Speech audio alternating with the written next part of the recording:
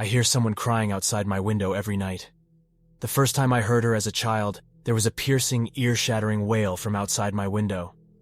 I've heard her every night since, as soon as I felt like falling asleep wherever I was, without fail. No one else ever heard anything. Her cries were always the same, starting off with loud wails, before fading into sobs and whimpers. Growing older, I realized that her cries, which used to scare me a lot as a child, were more sad than anything. They were filled with so much anguish and despair that I wanted to reach out and comfort her. Yet every time I opened the window, she was nowhere to be found. I tried to rationalize her existence. Maybe she was a guardian angel who expressed her affection in a weird manner, or maybe I was just delusional. There was one thing I was certain about, though.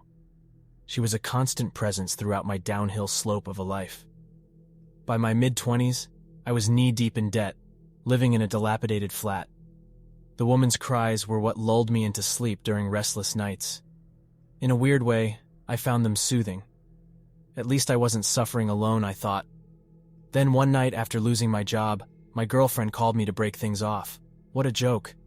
When I heard the crying woman's wails, I broke down and shouted for her to shut up. And so she did.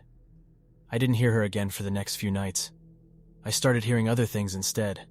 Fights from the alleyway, angry shouts, and the breaking of glass. Loud revs of cars from the road. Ominous thumps and the sound of something being dragged from the room above me. And groans amidst a creaking bed from the room next to me. That was the first of many sleepless nights.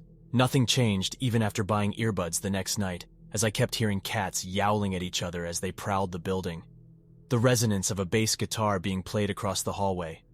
Footsteps, heavy and frantic, and muffled laughter from the room above me, and the soft moans of pleasure from the room next to me. I thumped the wall loudly in frustration. The next night, I played music on loop. In vain, I tried to drown out the sounds. Mice scurrying across the floorboard, water flowing through pipes in the wall, rhythmic tapping from the room above me, and whispers of sweet nothings from the room next to me. Why was everything so loud? Why was everything so damn loud? Why was everything so fucking loud? Before I knew it, I was knocking on the door of my neighbor, one hand tightly gripped on a knife. I saw red before my neighbor finished apologizing, plunging deep into his chest, again and again. When the man's lover came rushing out, she let out a shrill wail, piercing and ear-shattering. I could hear the crying woman again. This time, there's a new sound too. Laughter, from deep within my chest, reverberating through my bones.